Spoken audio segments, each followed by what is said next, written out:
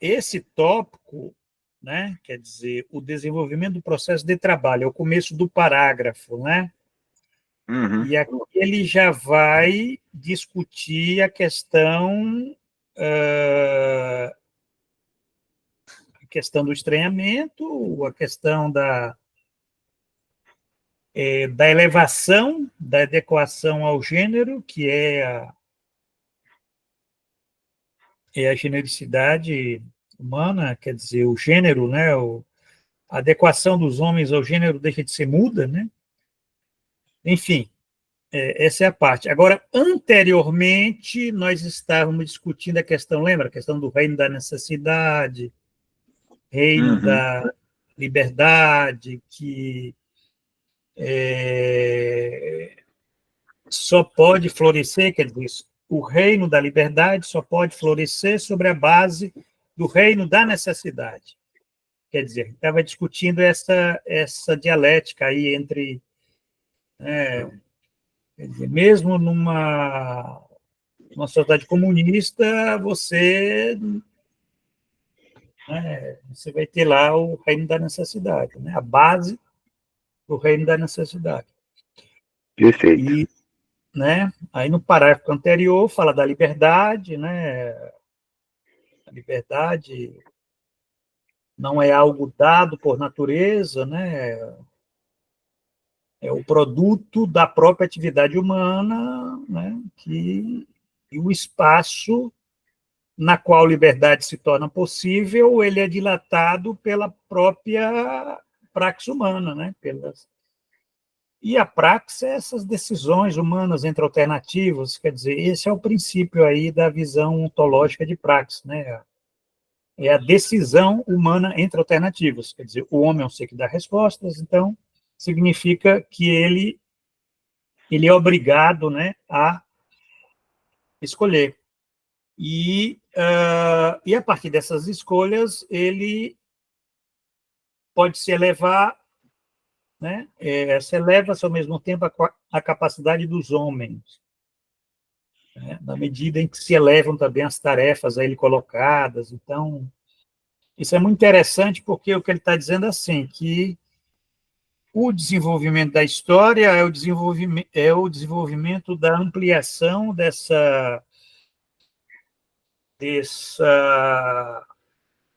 ele fala em dilatação, né, desse espaço, né, que vai requerer decisões humanas entre alternativas que são colocadas num patamar, vamos dizer, cada vez mais elevado, né?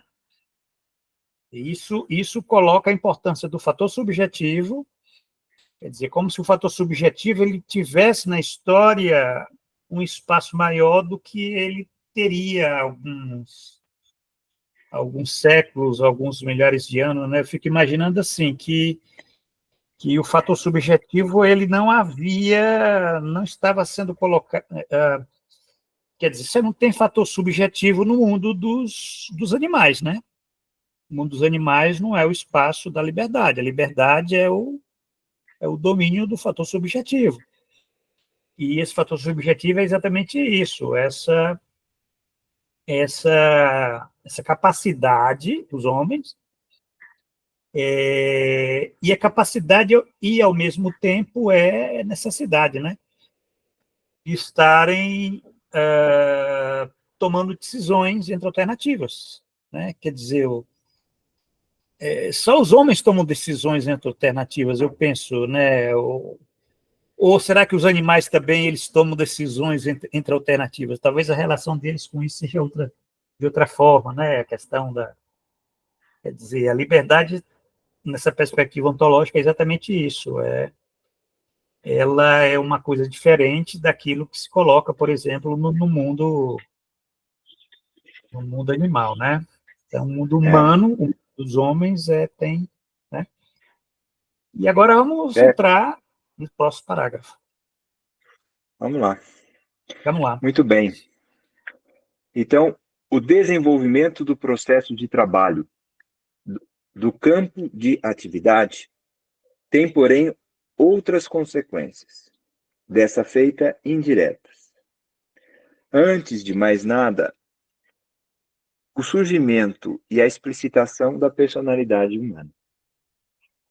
Olha, só Essa uma tem... observação, Matheus, só para... Isso aqui é muito importante. Quer dizer, ninguém nasce pessoa, certo?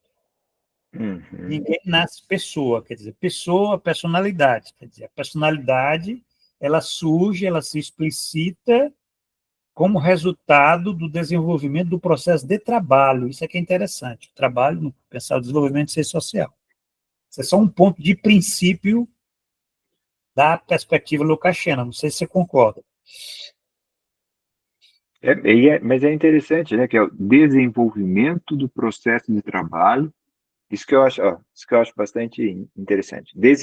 O desenvolvimento do processo de trabalho, ou seja, do campo da atividade, tem, porém, outras consequências desta feita indireta. Antes de mais nada, o surgimento e a explicitação da personalidade. Quer dizer,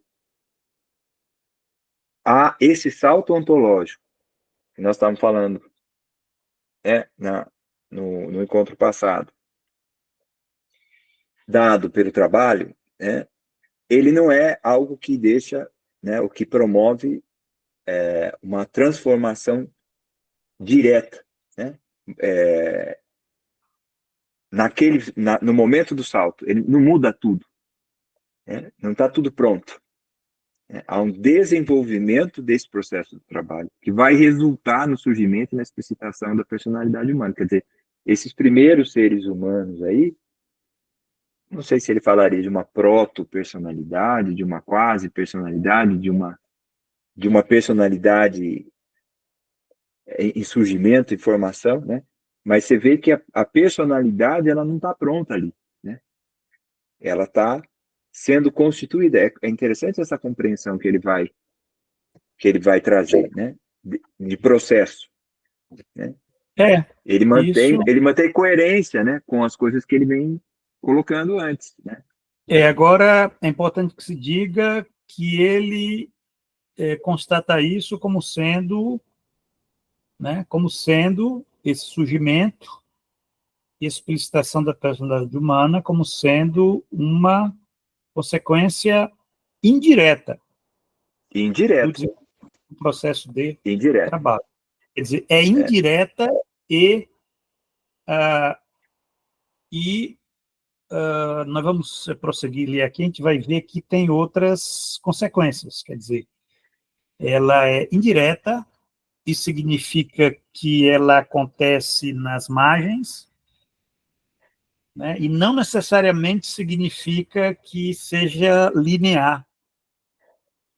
Mas a gente vai, prosseguindo a leitura, a gente vai ver que essa surgimento e explicitação da personalidade humana, ela tem algumas características muito interessantes para a gente pensar o próprio desenvolvimento do ser social.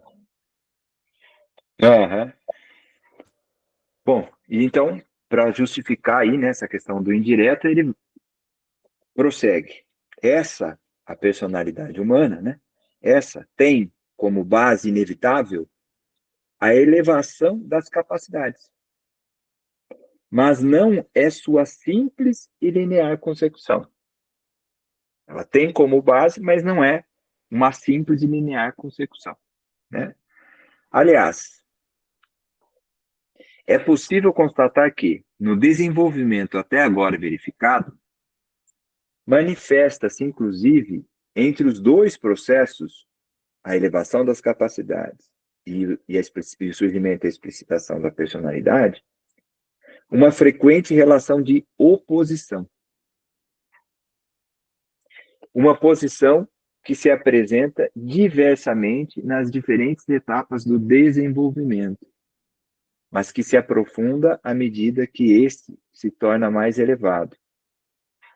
Hoje, o desenvolvimento das capacidades, que vão se diferenciando cada vez mais nitidamente, aparece, inclusive, como um obstáculo para o devir da personalidade, como um veículo para a alienação da personalidade humana. Pronto. Aí isso é interessante. Olha só. Você Ele está falando tem duas coisas, hein? Você tem, por um lado, o desenvolvimento da personalidade e a elevação das capacidades. Só que essa relação aí não é uma relação tão simples, né? não. Ele está falando aí do estranhamento, né? Está retomando a questão da É, objetivação e da alienação, né? exatamente, é isso daí. E isso daqui tem consequências muito grandes. Ele só está esboçando. Isso daqui, evidentemente, no capítulo lá do estranhamento, ele talvez desenvolva mais isso. Né? Quer dizer, que esse desenvolvimento quer dizer, das capacidades, que é o desenvolvimento do processo de trabalho, certo? Isso é importante que se diga, né?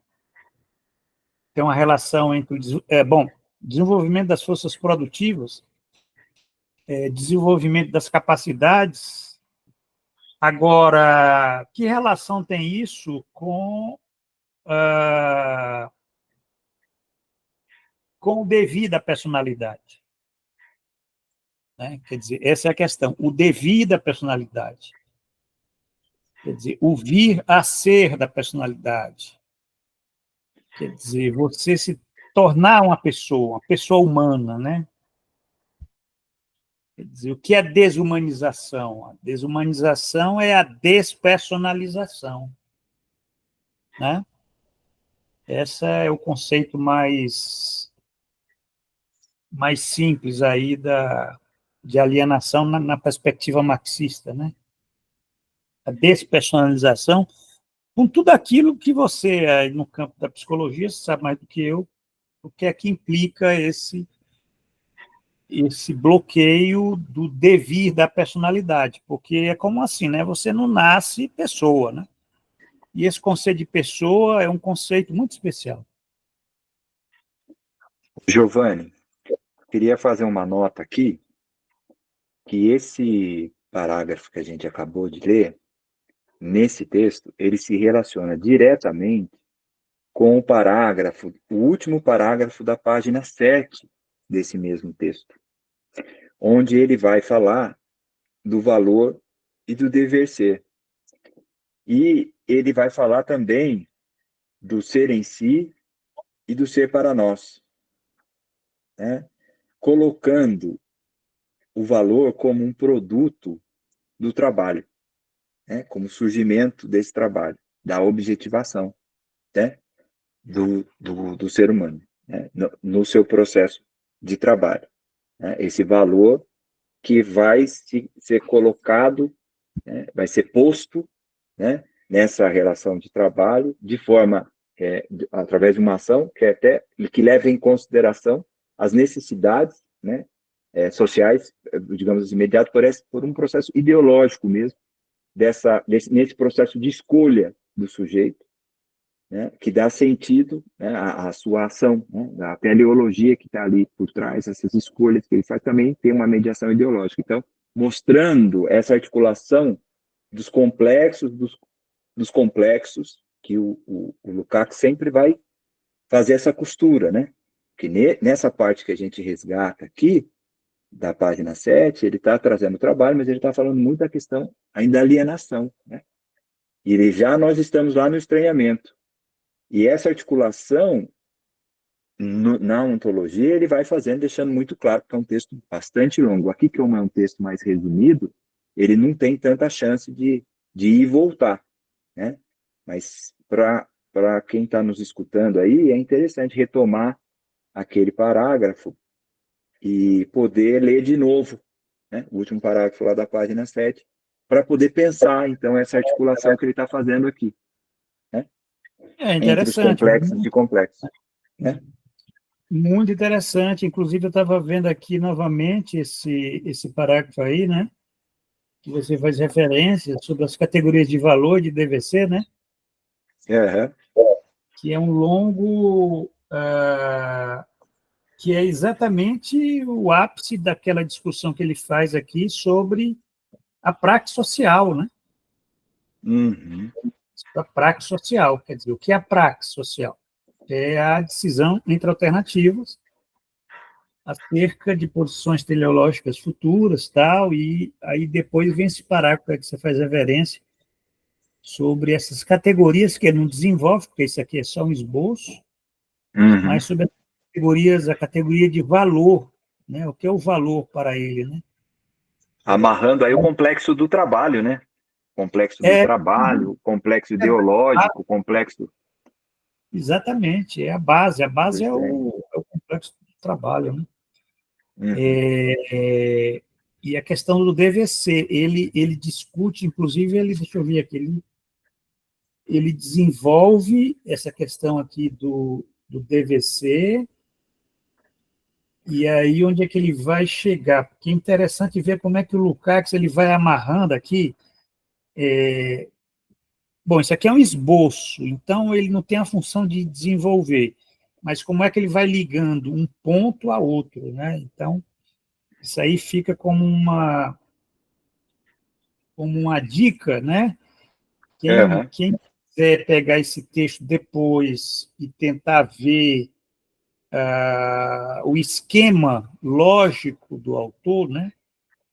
Isso é que é interessante. Tem um esquema lógico. Eu acho que ele deve ter assim, feito Sim, primeiro um ensaio. e na ontologia é interessante, porque ele, como ele tem mais tempo, ele cita o Marx, né? E ele vai citar o Marx, não só o Marx dos manuscritos de 1844, ou obras precedentes, ou quase concomitantes. Ele também cita o Marx Maduro, ele já cita ali a Capital, ele já cita Gundrich, ele vai citando... Gundrich não, eu não me lembro se ele cita o Gundrich, eu não sei se eu posso afirmar isso. Mas ele faz uma citação a livros, a obras já mais maduras. Porque eu falo que eu não sei se eu posso dar isso, porque não, eu acho que o Lukács não teve acesso ao Gundrich, teve? Olha, eu penso que sim. É, Esse ele texto não teve acesso. é, ele foi publicado em Moscou pela primeira vez em 1939, né? Os Grundrisse. Ah, então, É muito então ele provável teve que acesso. ele e é provável que, como você diz, aí ele tenha feito alguma referência ou Sim. citação. É que às vezes está Mas na nossa cabeça, a gente acaba falando, mas não tem certeza, né? Essa certeza mas é do provável. Gundrich em Agora, específico eu não tenho. mas o Lukács ele é um autor que tem uma certa autonomia, né? Ele é um cara que tem gente querendo assim, tipo aquilo que o Quartinho de Moraes queria fazer, achando que o Lukács ele quer dizer, deveria ser Marx, né? Porque não, o Lukács ele às vezes vai além de Marx, ele faz desenvolvimentos aqui que são desenvolvimentos de um filósofo que tem outras perspectivas, inclusive de tentar pensar uma coisa que Marx não tinha, né, não era o objetivo do Marx, né? O objetivo do Marx era a crítica da economia política. Ele estava, né? O do Lukács é a elaboração de uma ética, né? De uma ética marxista. Então, essa discussão do valor, do DVC, isso é fundamental. Os valores, né? E é tudo fundado na questão do trabalho, porque o trabalho ele é modelo para a praxe social. Então, quer dizer, é o trabalho, a praxe, né? Entendida a praxe nesse sentido, né? Que Uhum. você tem a praxe, aquilo, diferentes tipos de praxe, né?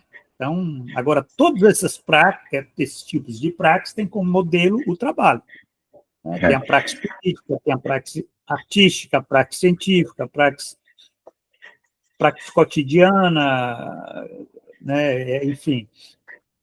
Mas agora é interessante que, por exemplo, no Lukács, eu não, eu não conheço, eu posso estar enganado, eu não vejo aquele conceito, aquela categoria de catarse, né, que está em Gramsci, para ele pensar essa questão da elevação, né?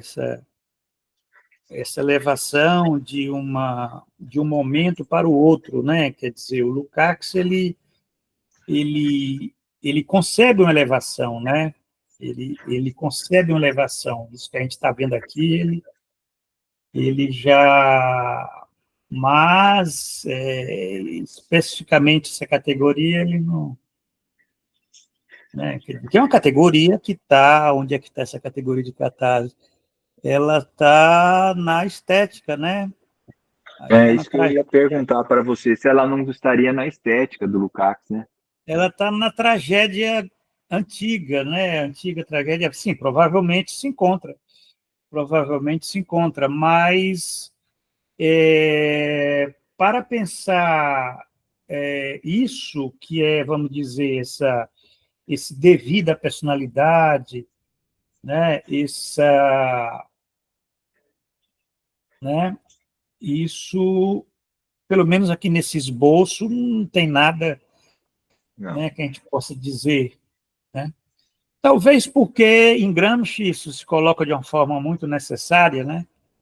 Porque Gramsci, como está pensando da praxis política, e a praxis política ela tem essa necessidade de você se elevar, né, daquele momento imediato, né, para um momento imediato, né, sair de uma, vamos dizer, daquilo que ele chamava um momento egoístico, passional, né, para um momento ético-político, né? Então, quer dizer, isso é o princípio de você estar pensando uma praxis, vamos dizer, uma praxis política revolucionária, né? Quer dizer, agora lembrei, agora lembrei, foi assim, caiu um raio na minha cabeça aqui. Na estética, na estética, volume um, agora lembrei. Tem sim, tem lá o conceito de catarse, que Lukács utiliza para pensar a questão da vida cotidiana, né? É. E como se eleva. Só que ele está pensando isso na esfera estética, entendeu? Uhum. Quer dizer, na arte, né? Agora, bom, você vai ler esse texto do Carlos Coutinho sobre Lukács e Gramsci, muito provavelmente você vai ver isso aqui. Lukács pensava na estética, Gramsci pensava na política. Política. Quer dizer, é uma questão que está desses dois autores, né, que pensa, evidentemente, a partir de Marx, uma posição marxista, né, porque Marx também você tem esse momento, né, essa passagem do em si para o para si, né, tá lá em Hegel, tá, então, quer dizer, isso é que caracteriza o pensamento marxista, né, esse movimento aí que se dá através da formação, né, da, Uhum. da educação, né, quer dizer, e é por isso que se critica tanto os partidos burgueses, né, porque eles não têm nenhum interesse nessa formação, na educação, na conscientização, essas coisas que são mais dos comunistas, né? Quer dizer, os comunistas têm esse compromisso com a formação, porque isso é necessário para se operar essa catarse, vamos dizer, na política, né? E a função da arte, disso que a gente estava conversando aqui no começo, a verdadeira arte, ela tem um efeito catártico, porque ela te liga, né? Ela liga o indivíduo àquilo que está além dele, entendeu? Aquilo que diz respeito ao gênero humano, né? Quer dizer, essa ligação se dá através dessa recepção estética, né? Da verdadeira arte, né? A arte realista, né? Então você é aquilo que você tem quando você lê né? Você lê um romance, você assiste um filme, aquilo, né? Você tem essa elevação, né? Isso aí é um elemento que para Lukács é um elemento de de elevação do indivíduo, né, a essa dimensão humano-genérica, né, do indivíduo particular, da particularidade, para a consciência do gênero. Tem um livrinho do José Paulo Neto, esqueci o nome dele, Giovanni. Depois eu passo, talvez no próximo encontro, para quem está nos ouvindo, aí, com uma dica que o Zé Paulo Neto, sobre essa questão da elevação do sujeito no cotidiano, desse momento onde há uma suspensão do cotidiano, para que haja essa elevação do ser humano ao ser humano genérico, né? Daquele momento cotidiano para uma elevação genérica, né? E essa suspensão do cotidiano, né? Ele fala ali de forma bem didática, de forma bem clara e tal. Eu me esqueci o nome do livrinho, é um livrinho bem pequenininho, assim, fininho. Dos anos 80, né? Eu lembro. É ele mais uma outra professora, né? Exatamente. Não? Exatamente. Ele não está sozinho nesse livro, não. Mas me fugiu a cabeça agora. O serviço social fazia muita discussão sobre a vida cotidiana. Né? Aquele texto da Agnes Heller, Cotidiana História e tal. Exatamente. Que é exatamente isso, né? Você se eleva, você sai da cotidianidade, né? Que é a esfera da alienação, né? A esfera da reificação, a esfera da manipulação, né? A manipulação, ela é a esfera da vida cotidiana. Você manipula objetos, pessoas, né? E tem todos aqueles elementos que a nossa vida hoje está por isso, né? Eu achei aqui, achei o livro. Achei o livro. Chama Cotidiano, Conhecimento e Crítica.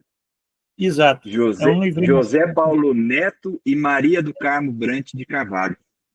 Exatamente, pronto, aí. Se você for ver, a bibliografia está lá, Agnes Heller, Cotidiana História, Sociologia da Vida Cotidiana. É uma discussão. Com certeza. É aquilo que a gente comentou, inclusive, na semana passada, essa discussão se perdeu aí com a ofensiva ideológica aí do pós-modernismo, dos anos 80, você tem uma inversão ideológica que certos temas, esse tema deveria ser o tema, né, e essa categoria, eu diria que é fundamental, inclusive, para o teu projeto de pesquisa, né, porque o que você vai estar fazendo, investigando, é a partir da vida cotidiana das pessoas que trabalham, para entender, inclusive, a alienação. Quer dizer, a alienação ela só é percebida na vida cotidiana, né? É na vida cotidiana, é no trabalho, é no consumo, é no lazer, é nas relações entre os sexos, é nas crenças, na igreja.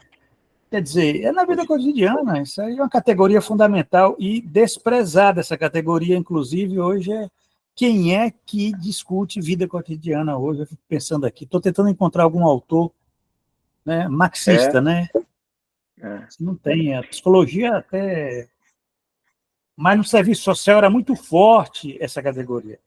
Só para você ver como o serviço social foi perdendo substância crítica, né, nos anos 90.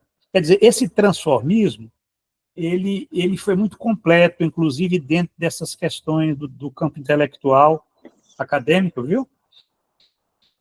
A gente fala só da política, mas não, foi na política, foi na cultura, foi inclusive no futebol, viu? Estava vendo aí uma discussão sobre a Lei Pelé, inclusive no futebol, essa coisa de estar entrando no futebol com essa lógica da mercadoria, né, do mercado. Então, isso vai mudando, né, essa temática, tal.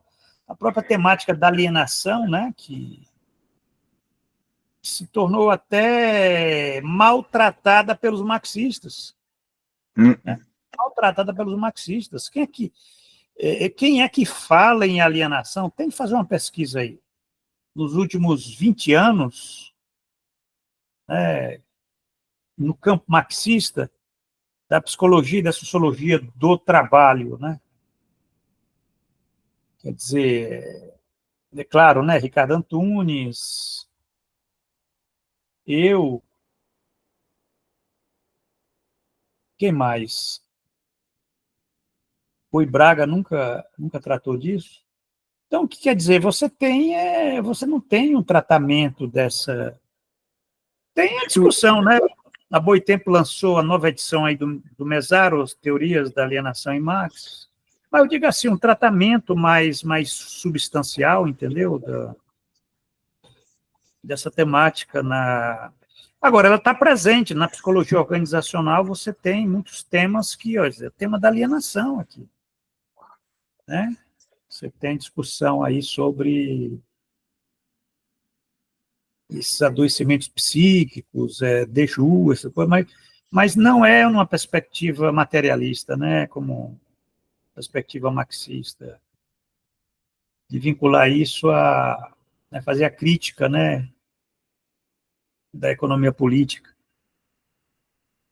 Geralmente fica só no âmbito do trabalho, mas o trabalho entendido no sentido positivista, né? é, Quer dizer, é uma positividade, o trabalho é uma positividade. Não?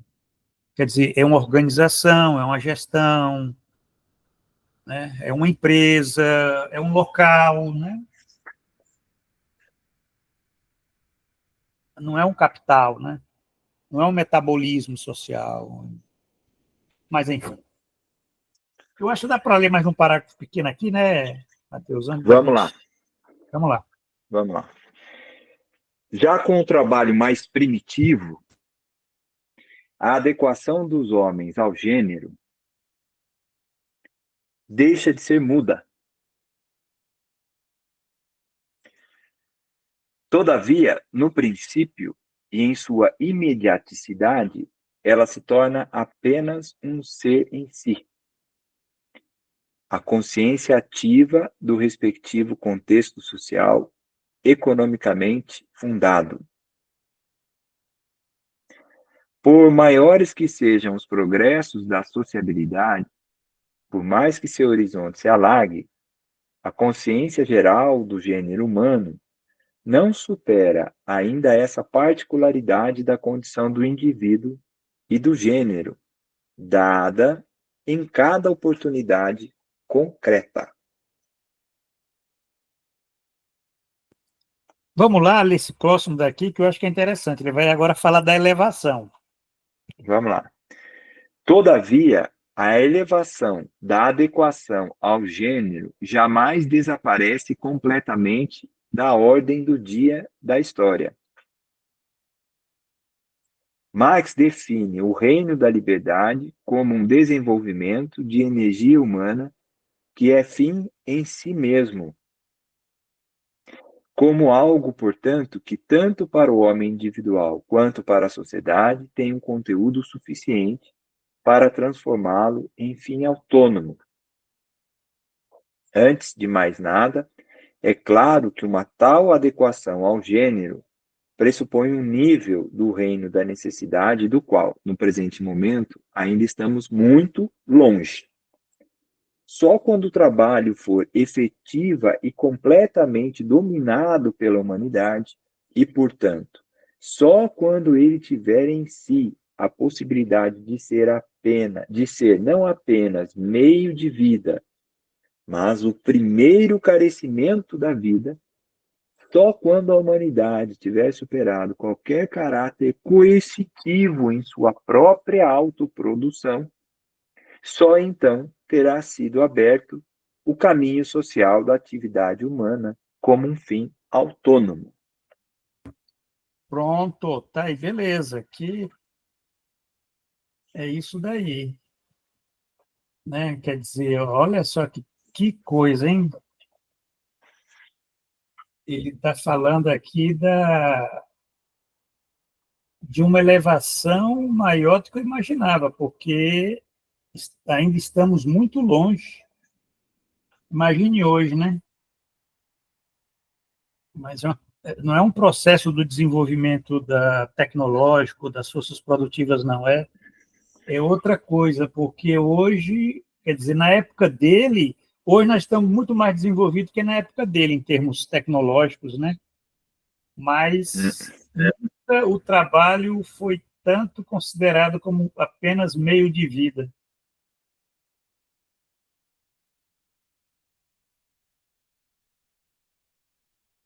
Exatamente, né? Você Até tem ele se transformar nesse carecimento, né?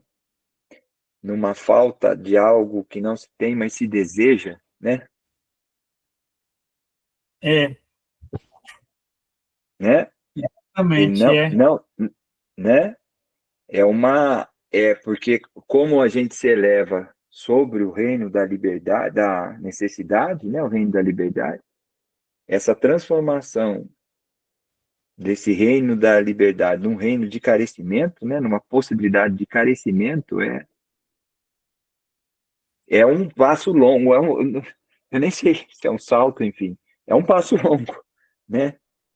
Superado qualquer caráter coercitivo, né? Da necessidade, né? A necessidade ela coage, ela obriga, né? caráter A sua própria coercitivo autoprodução, em né? sua É o caráter própria, coercitivo exatamente, do um reino caráter da necessidade. é, É, que ele está é, falando a coisa da a libertação, né? Não a libertação, não a que não se tenha mais o rei da necessidade, mas ela não se torna mais algo que exerce essa coerção, né? é um desenvolvimento da consciência, né? É um desenvolvimento dessa consciência do sujeito em relação ao mundo natural também, né? Assim, ao desenvolvimento natural, social É, da sua própria desses indivíduos, né? Desse gênero humano, né? De todos eles, né? Nesse processo dialético. Acho que, bom, se a gente pegar que ele fala desse desenvolvimento como algo que se dá sempre sobre o reino da necessidade, ou seja, sobre os nexos causais, mas que cada indivíduo reorganiza essas necessidades sociais e insere uma finalidade, que ele também não tem controle sobre as consequências, o modo de agir, enfim, né? Que vem desses objetivos, e sob pena de se arruinar, né? Porque ele resgata sempre o mar, mas ele age e ele insere ali nessa trama social uma diversificação, né? Uma desigualdade de outros lugares. Ele dá o exemplo até lá na antologia, ele vai falar do desenvolvimento do capitalismo francês, desenvolvimento do capitalismo inglês. É sempre um desenvolvimento sobre essas bases concretas e sempre sobre esses nexos causais, né? Que movimentam sempre o desenvolvimento, né? Da humanidade, o desenvolvimento social, desse ser social, né? Então, é a gente chegar no momento onde esse desenvolvimento não seja mais algo coercitivo. Talvez é sob pena de arruinar-se, né? Talvez a gente pensar lá nesse sob pena de arruinar-se, né? Não sei se seria isso. Estou tentando imaginar aqui o que é, se deseja, né, ao se autoproduzir nesse trabalho, né, nessa praxis, vamos pensar assim, né, nessa praxis social já elevada. Aqui nós estamos falando desse momento onde não é mais uma suspensão da cotidianidade à catarse, né? Nós já estaríamos vivendo esse momento na cotidianidade, né? eu estou tentando entender aqui, agora, numa perspectiva materialista, você tem que ter condições, né? Quer Uhum. dizer, você dominar completamente o trabalho, para a humanidade dominar completamente o trabalho, né? Ela tem que você tem que ter um nível do reino da necessidade, um nível elevado, adequado no sentido mesmo daquele princípio lá do desenvolvimento das forças produtivas, né, nas capacidades, por exemplo, de que você não precise carecer, né? Sofrer, vamos dizer, né? O trabalho como meio de vida, né? Quer dizer, agora, entendido trabalho aqui, o que é que ele entende por trabalho, né? Quer dizer, o trabalho é entendido aqui como sendo autoatividade, né? Eu penso que esse conceito aqui não está... Quer dizer, o Lukács aqui ele não está sendo didático, não está sendo claro, ele está esboçando, né? Porque também tem certas leituras que... Como é que eu entendo isso?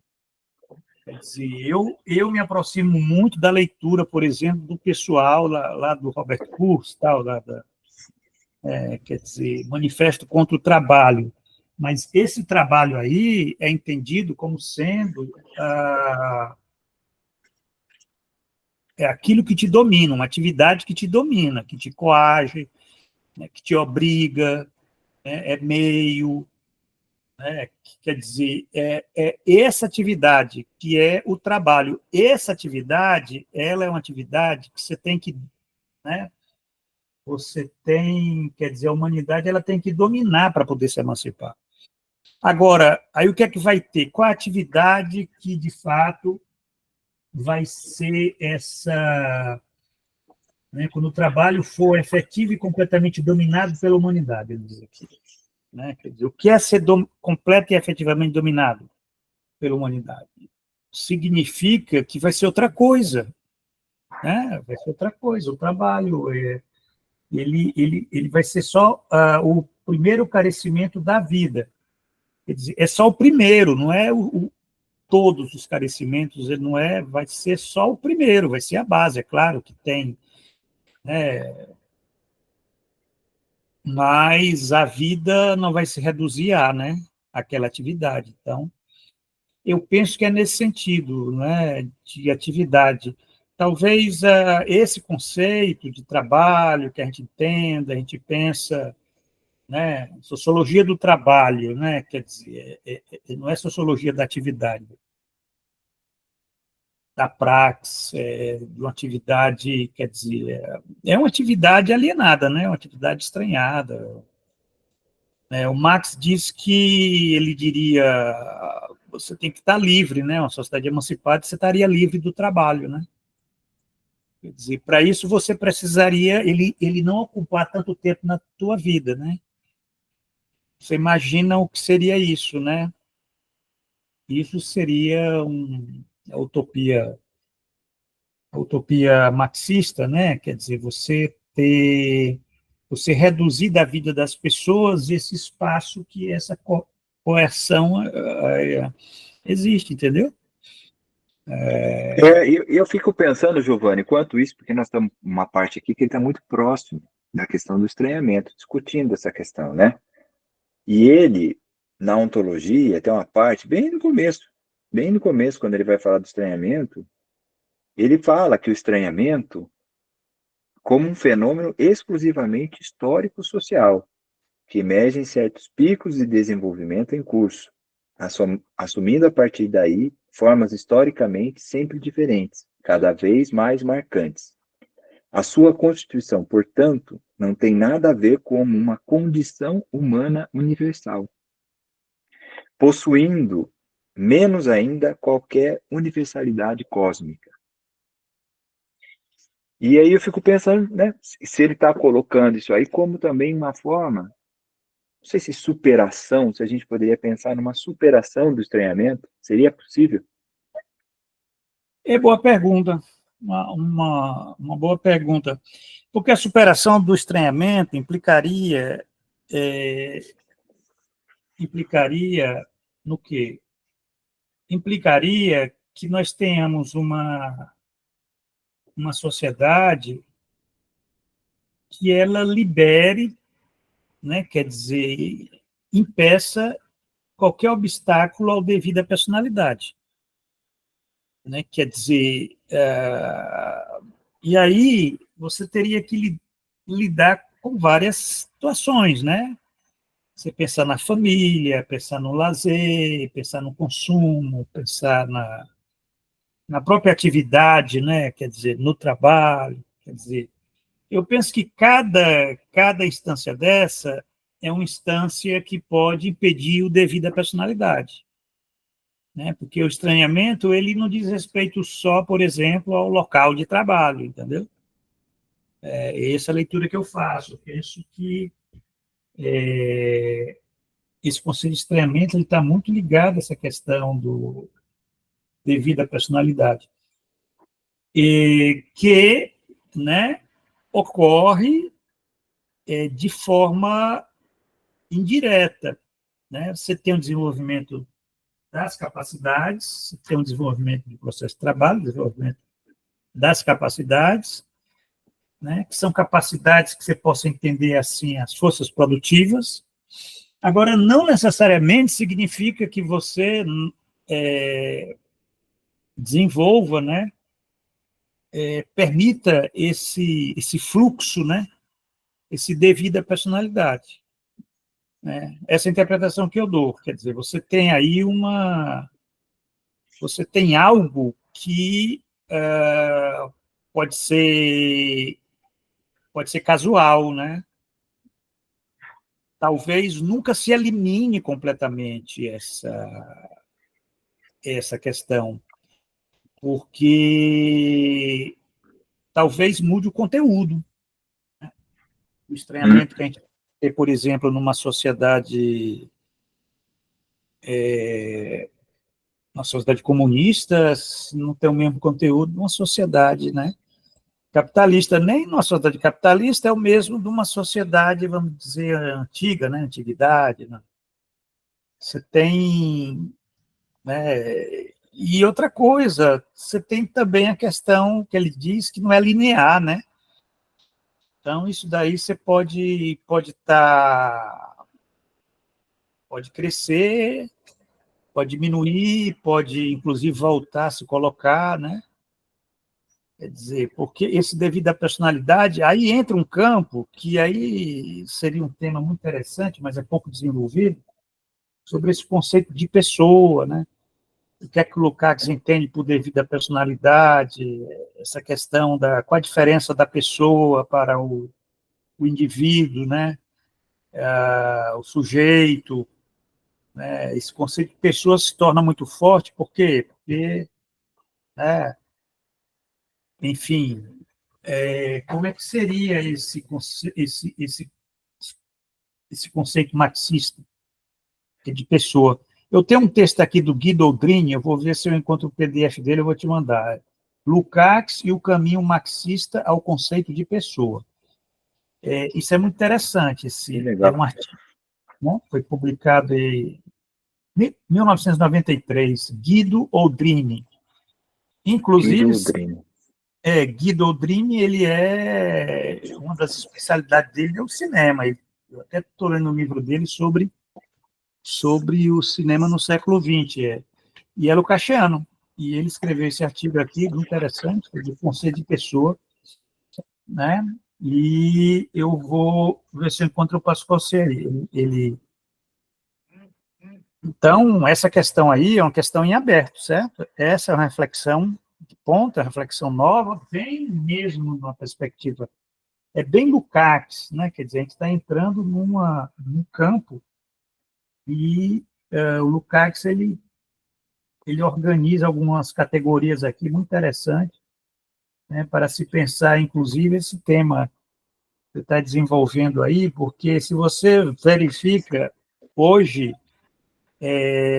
com o neoliberalismo, né, com o Estado não liberal, com essa a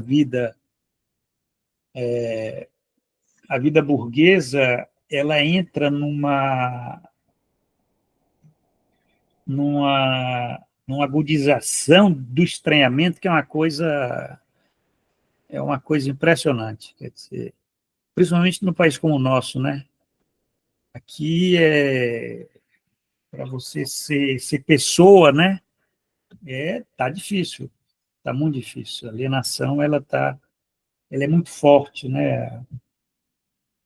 E não diz respeito só à questão do trabalho, não. Não é só questão salarial, da uberização. Isso aí diz respeito às várias instâncias da vida social. Você tem uma miséria aí desses obstáculos ao devido à personalidade, que está ligada aquilo que o Carlos Nelson Coutinho escrevia, né? A um país constrangido pela própria formação da via colonial ou prussiana, as revoluções pelo alto, né? Então, isso é que é interessante. Tá? Isso daí é que o Carlos Nelson Coutinho, ele discute isso, mas ele faz essa reflexão a partir da crítica literária, né? Ele discutindo autores como Machado de Assis, Lima Barreto, para pensar como essa questão da personalidade. Né? Essa questão dos personagens né? A gente tem uma vida muito deformada nesse aspecto de desenvolvimento, desse devir, né, da personalidade. Aí, e se manifesta nos adoecimentos, nos transtornos, na ansiedade, nisso que nós temos aí, né? Que os psicólogos estudam, tal, mas você tem uma perspectiva lucasiana, que a gente está aqui organizando essas categorias, talvez você, oportunamente, depois poderia se debruçar para tentar organizar, assim, algumas linhas, né, que pudessem, tipo assim, como é que seria uma abordagem lucasiana dessa questão né, da precarização do trabalho, mas, veja bem, precarização do trabalho, ela é apenas um aspecto de algo maior, que é a própria precarização da existência social, entendeu?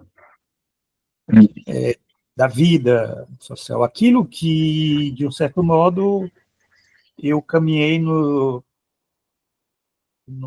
naquele livro lá, Dimensões da Precarização do Trabalho, eu já estava caminhando para né, para essa reflexão que vai para além daquelas leituras mais organizacionais, né, vamos dizer assim, né, da sociologia do trabalho, da psicologia organizacional, tal, que focam mais na organização do trabalho. Né? Na verdade, a coisa é muito mais ampla do que... Né, o Lukács, pelo menos, ele está pensando nisso, né, ele está pensando aqui...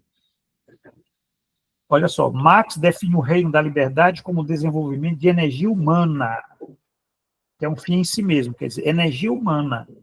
Então, energia humana é praxis, não é só o ganha-pão, né? Como se pensa o trabalho, assim, né? Energia humana, né? Você pensar, então, como é que você canaliza a energia, né? Essa expressão aí diz que talvez a gente tenha que, até podia organizar assim, fazer uma pesquisa, né? Como é que as pessoas canalizam as energias agora, com essa vida de rede, de smartphones, de Facebook, Instagram, tal. Você vê, são mais obstáculos para o devir, né, da personalidade, porque essas tecnologias, até que ponto isso não é um elemento que vai contribuindo ou não, né, para isso que ele está descrevendo aqui. Então, assim, eu acho que fica aí como uma reflexão, né, essa seria né, quer dizer, para essa elevação da adequação ao gênero, né, porque isso aqui, né, o que o Lukács está pensando nisso, adequação ao gênero, né, o que é que significa isso? É esse conceito aí de adequação ao gênero, né, uma coisa que está muito distante hoje. Ninguém se adequa ao gênero, né, as pessoas se adequam só às suas particularidades, aos seus particularismos, né, a sua, né, aí entra a questão do identitarismo, então se adequa ao sexo, à cor, né, esses particularismos, mas ninguém se adequa ao gênero dos humanos, né?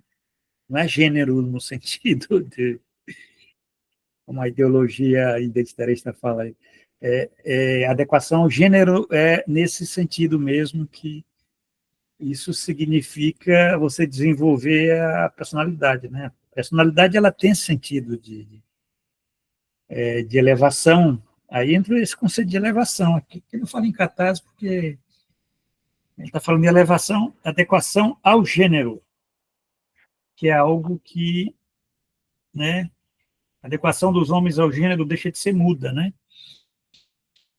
Quer dizer que deixa de ser muda, então ela se torna consciente, o que precisa de uma ideologia, precisa de um... Né? Então, hoje nós não temos uma ideologia para nos elevar, né? Quer dizer, então são essas questões aí, que talvez ajude até no teu texto que está escrevendo sobre política, Gramsci e tal, né? Que essa elevação, ela pressupõe, né? Ela é muda, mas para ela se tornar consciente, ela pressupõe uma ideologia, né? A ideologia no sentido ontológico, como sendo aquele, né, aquele campo, né, a partir do qual você toma posição, você toma partido, você toma consciência dos conflitos, né? Então, nesse ponto aí, essa adequação ao gênero em Gramsci seria essa catarse, esse momento, né, de uma posição ético-política, né? Mas a política no outro sentido, né? A política aí já teria outro sentido, não seria política estranhada, né? Seria política no sentido que o Carlos Coutinho até fala isso daí. Mas é interessante. Bom, eu acho que por hoje só. Eu acho que foi bom a conversa. Na próxima semana a gente avança mais. Nós estamos caminhando aqui, ó, já chegando ao final desse texto riquíssimo, rico e complexo, porque, né? E a tarefa fica assim, Mateus, eu vou tentar fazer esse exercício, eu vou continuar trabalhando nesse texto aqui mesmo depois que acabe, para tentar organizar a linha lógica que o Lukács seguiu no raciocínio dele. Porque eu acho que daí dá o esqueleto do que seria essa ontologia do ser social, entendeu? Sim. E essa a ética e esses conceitos que, como ferramentas aí, quem sabe, para o segundo momento, você transformar isso em elementos de uma pesquisa específica que você está desenvolvendo, aí que vai ser o mais difícil, né? Porque agora é o mais fácil, aqui você tentar, mas aí você já tem plenas condições aí de estar elaborando, por exemplo, uma psicologia ontológica do ser social. Não sei se existe isso, se não existe, passa a existir. Pelo menos notas para o desenvolvimento de uma psicologia ontológica, né? Acho Nossa, que aí vai ser interessante, hein? Vai ser interessante. porque eu acho que esse é o caminho, para colocar o primeiro tijolo, né? Ou o primeiro não, né? Os primeiros tijolos, porque a gente já vê aí que algumas pessoas também apontam nesse sentido, né? Eu não conheço, mas se você disser aí, mas Não, acho eu que estou você... eu estou me lembrando daquela teoria da personalidade, daquela moça que fez o doutorado, né? acho que com Sérgio Lessa, indivíduo e Daquela moça lá, né? sociedade. Mas ela é uma perspectiva filosófica, né? Você Sim, está na área da psicologia social, então você, evidentemente, sim. né, tem elementos que ela não tem. Quer dizer, você vai incorporá-la, vai, né? Porque esse é que é o problema dos lucachianos aqui no Brasil, que são filósofos, entendeu? A Eles não Gilmásia trazem... Macedo da Costa. Lembrei. Gilmaísa, né? Gilmaísa? Eu acho que é Não. nordestina. Ela deve ser Alagoas. Gilmaísa, Ela tem um núcleo bom lá, o núcleo lá da UFAO, lá, o coletivo Veredas, lá do grupo lá do Sérgio Lesso, eles são os lucachianos. Agora, sem muita ousadia na questão de estar pensando essas questões mais concretas, entendeu? De estar pensando, por exemplo, uberização e estranhamento, né? Por exemplo, dando só um exemplo, entendeu? Entendi. Depressão, ansiedade, essas dores da vida aí, quer dizer, você como psicólogo, você lida com a vida real das pessoas, você não faz abstrações assim. A gente faz até essa discussão aqui porque a gente está trabalhando os conceitos. Mas eu sempre me preocupei assim, de estar olhando, afinal de contas, quais seriam as características dessa vida reduzida, esse conceito que, inclusive, eu inventei Uhum. aí há uns 10 anos, vida reduzida, para pensar as características disso, né? Lá em 2013 e tal, o modo de vida just in time, o conceito de modo de vida, tal, como é que... Né? Quer dizer, essas reflexões, os filósofos, eles ficam na interpretação do texto lucasiano, entendeu? Quase Uhum. numa hermenêutica, no exegese, aquela coisa meio... Como nós somos um país católico, né? Então a gente, às vezes, é muito católico, fica só na lei, né? E só falta rezar missa em latim, né? Mas a gente tem que ir para essas questões assim. Para que serve Lukács hoje? Né? As questões que você encontra, que você está discutindo aí na tua proposta, desses últimos 30 anos né, do mundo do trabalho no Brasil, como é que Lukács poderia estar iluminando a partir dessas reflexões? Essa é a grande questão aí, na perspectiva da psicologia social. Quer dizer, você tem um campo que eu considero muito mais rico do que a sociologia do trabalho, pode ter certeza, porque a psicologia, ela é o campo da disputa, né? A sociologia é o quê? A sociologia é uma ciência positivista, né? Mas a psicologia sempre foi um campo de disputa, né? Não é à toa que o capital a colonizou logo de imediato, né? Utilizou aí para as relações industriais, para conformar as pessoas, para a ordem, entendeu? A Mas disputa hegemônica da sociedade civil, como diria o Gramsci. pois é, então, isso que eu digo, a política realmente, a disputa, é por isso que quando você vem com a proposta de uma psicologia ontológica, materialista, tal, vida cotidiana, né, você pensar aí a crítica da economia política, porque não dá para entender também Lukács, ele tem a base, né, a base é a crítica da economia política, a gente sabe disso.